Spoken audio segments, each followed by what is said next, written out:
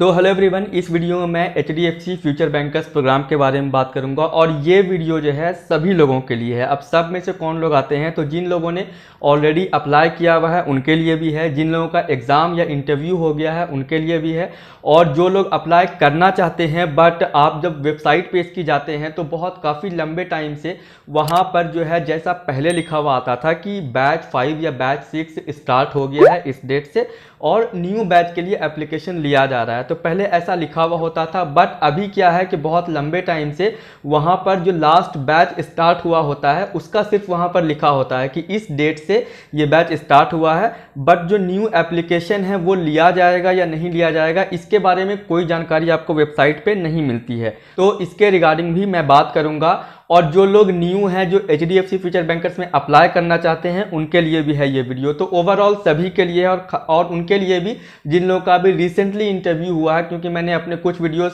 पर कमेंट्स देखे हैं और वो कमेंट्स जो हैं 1 वीक पहले के हैं, मतलब कि 1 सप्ताह पहले उनका इंटरव्यू हुआ है। ठीक है, तो सभी लोगों के लिए ये वीडियो है जो लोग भी HDFC फ्यूचर बैंकर्स में इंटरेस्ट रखते हैं। ठीक है, तो आप वीडियो को लास्ट तक देखना। तो सबसे पहले मैं आपको ये बता दूं कि आप जब इसकी ऑफिशियल वेबसाइट पे जाओगे, ठीक है, जिसका कि लिंक मैंने डिस्क्रिप्शन में दिया हुआ है, तो आपको वहां पर साफ साफ लिखा हुआ ये नजर आएगा कि we have successfully launched batch 7 of future bankers program on 10th June. ठीक है, 10 जून को बैच 7 इसका स्टार्ट हुआ है और नेक्स्ट बैच जो है वो बैच 8 है। ठीक है, तो मोस्ट प्रोबेबली ये है कि वो भी प्रोसेस में होगा स्टार्ट होने के, क्योंकि काफ़ी लोगों का इंटरव्यू ऑलरेडी हो चुका है, बहुत लोगों ने अप्लाई भी किया हुआ है, बहुत लोगों का एग्ज़ाम भी हुआ हुआ है। ठीक है, तो देखो उनका सिलेक्शन का प्रोसीजर क्या होगा ये मैं अपना ओपिनियन बता रहा हूँ, क्योंकि यहाँ पर तो कहीं पे अभी लिखा हुआ नहीं आता है कि नेक्स्ट बैच के लिए एप्लीकेशन लिया जा रहा है, ऐसा अभी यहाँ पर लिखा हुआ नहीं है। बट बहुत लोगों ने अप्लाई किया है, उनको एग्ज़ाम का ईमेल भी आया है, उनका इंटरव्यू भी हुआ है।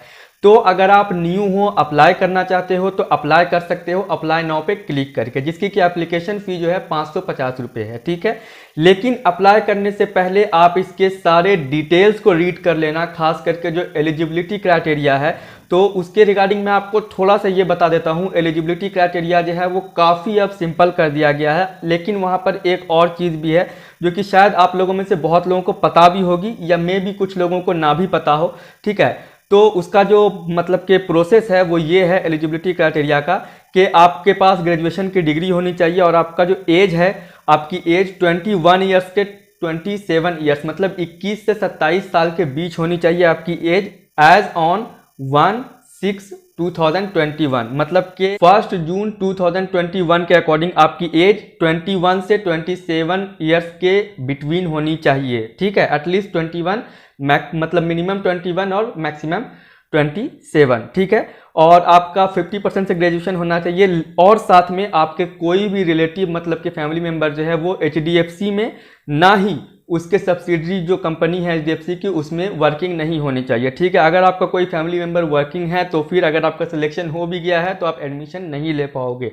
ठीक है, और आप पे कोई लीगल केस जो है वो पेंडिंग नहीं होना चाहिए। तो एलिजिबिलिटी के लिए ये बहुत सारा सिंपल सा मतलब कुछ क्राइटेरिया है। ठीक है, उसके बाद मैं आपको एक बात बता दूं कि जिन लोगों का भी अभी एग्ज़ाम हो गया है, ठीक है, तो इंटरव्यू के लिए देखो मेल आने में, या फिर जिन लोगों ने इंटरव्यू दिया है, सिलेक्शन का जो मतलब फाइनल जो मेरिट लिस्ट होती है, सिलेक्शन ईमेल आने में 15 दिन से 1 मंथ का टाइम लगता है। बहुत लोगों को जो है इससे ज़्यादा दिन में भी आया है, मतलब कि बहुत लोगों को 40 डेज भी लग गया है, बहुत लोगों को मतलब 15 डेज के अंदर ही आ जाता है। तो अगर आपको कोई भी इसके रिगार्डिंग प्रॉब्लम हो रही है तो आपको जो ईमेल आता है, ठीक है, फ्यूचर बैंकर्स के साइट से, उसमें आप ठीक से ध्यान से पढ़ोगे उस ईमेल को, तो उसमें एक क्वेरी की ईमेल दी हुई होती है।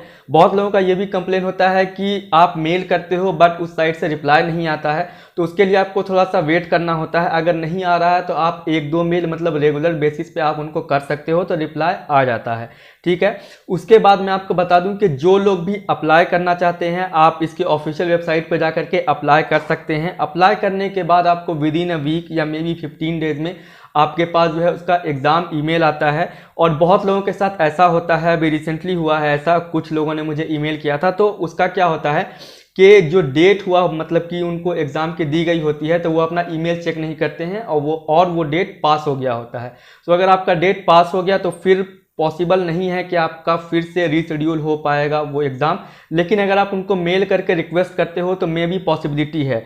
तो इसलिए मैं आपको बताता हूँ कि आप अपना ईमेल जो है वो रेगुलर बेसिस पे चेक किया करो, ठीक है। चाहे आप किसी भी बैंक का एग्ज़ाम दे रहे हो या कोई सा भी एग्ज़ाम दे रहे हो, अपने ईमेल को डेली बेसिस पे आप एटलीस्ट 5, 6 या 10 टाइम्स आप चेक किया करो, क्योंकि वो लोग का मतलब कोई फिक्स नहीं है कि आपको किस टाइम एग्ज़ाम का ईमेल आ जाएगा, ठीक है।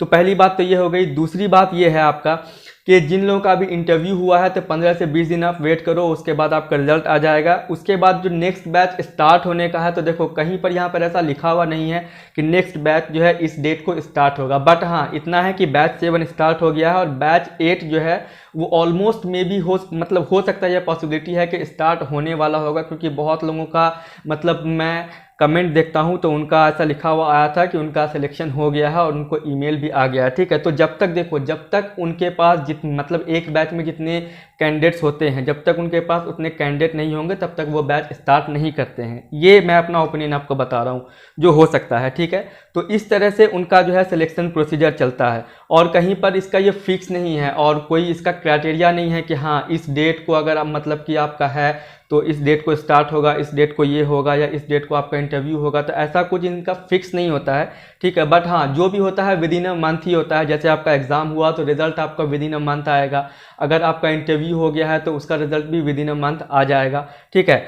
तो एक बात तो ये हो गई। दूसरी बात है कि इसके लिए जो फीस लगती है वो तो सभी को पता है कि इस कोर्स की फीस है वो अप्रॉक्सीमेटली 4 लाख रुपीज़ होती है, टैक्स उसमें इंक्लूड करके, जीएसटी, ठीक है। और इसके साथ में मैं बता दूं कि जिन लोगों को इसके बारे में फुल डिटेल नहीं पता है, जो लोग न्यू हो, अगर आपने फ्यूचर बैंकर्स के बारे में अभी सुना है और अगर आप इंटरेस्ट रखते हो, जानना चाहते हो, तो जो फुल उसका जो वीडियो है, ठीक है, जिसके बारे में सारी मतलब इस प्रोग्राम के बारे में जो डिटेल्स है फुल, उस वीडियो का लिंक मैंने डिस्क्रिप्शन में दिया हुआ है। आप उस डिस्क्रिप्शन से उस वीडियो का आप मतलब चेक कर सकते हो और सारी डिटेल जान सकते हो। ऑलमोस्ट सभी चीज़ें सेम रहती हैं, बट ये है थोड़ा सा कि एज का थोड़ा सा अप डाउन हो जाएगा, ठीक है। अगर आप 2 साल पहले की देखोगे वीडियो, ठीक है, या 1 साल पहले की जो वीडियो है, सारी डिटेल्स ऑलमोस्ट सेम रहती है, बस थोड़ा सा अप डाउन होता है उसमें, ठीक है। तो फिर भी मैं आपको बता दे रहा हूँ, ठीक है। तो 1 साल का ये कोर्स होता है जिसमें से 6 मंथ जो है आपका क्लासरूम प्रोग्राम होता है, 3 मंथ्स इंटर्नशिप होती है और 3 मंथ जो है आपका ऑन द जॉब ट्रेनिंग होता है। और ये जो है पेड प्रोग्राम है, ठीक है। आप फीस तो देते हो, ठीक है। फीस देने के बाद आपका जो क्लासरूम प्रोग्राम होता है, उस क्लासरूम प्रोग्राम के ड्यूरेशन में आपको 5000 रुपीज़ पर मंथ स्टाइपेंड मिलता है। और उसके बाद जब आपका इंटर्नशिप होता है और ओजीटी मतलब ऑन द जॉब ट्रेनिंग, तो उसमें 10-10 हज़ार रुपये आपको मिलते हैं। उसके बाद जो सबसे इम्पॉर्टेंट बात जो आती है वो आती है कि आपकी पोस्टिंग कहाँ होगी, फाइनल पोस्टिंग। 1 साल का जब आपका ट्रेनिंग कंप्लीट हो जाएगा, ठीक है, मतलब 6 महीना आपका 6 मंथ जो है क्लासरूम प्रोग्राम और 6 मंथ आपका इंटर्नशिप एंड ओजीटी, जो कि आपका एचडीएफसी के किसी भी ब्रांच में हो सकता है।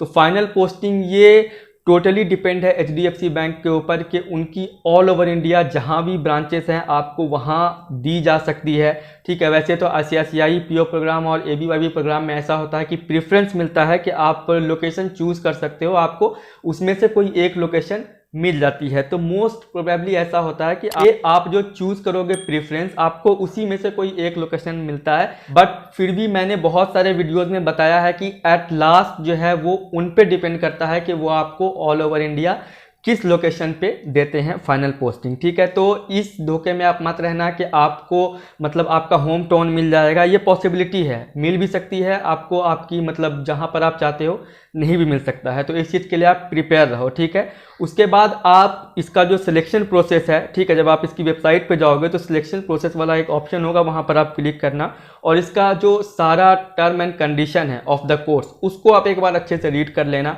और उसके बाद वहाँ पर एलिजिबिलिटी क्राइटेरिया का भी है, आपको स्क्रीनशॉट भी आपको स्क्रीन पे दिख रहा होगा, ठीक है। तो इस तरीके से दिखेगा आपको स्क्रीन पे कुछ, तो आप वो एक बार अच्छे से रीड कर लेना और उसके बाद जब आप सेटिस्फाइड हो देन उसके बाद ही आप अप्लाई करना, ठीक है।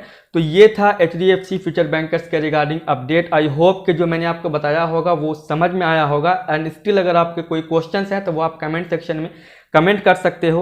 एंड अगर ये वीडियो अगर आपको अच्छा लगा हो तो प्लीज़ वीडियो को लाइक करना, शेयर करना, कमेंट करना and don't forget to subscribe. उसके साथ ही आप एक बार वीडियो का डिस्क्रिप्शन चेक कर लो, वहाँ पर मैंने कुछ लिंक्स दिए हुए हैं, आप उस लिंक को जो है थोड़ा सा चेक कर लो, ठीक है। कुछ बुक्स के लिंक्स हैं, ठीक है। अगर आप बुक पढ़ने में इंटरेस्ट रखते हो तो वो बुक परचेज कर सकते हो, अमेजॉन का एफिलिएट लिंक है।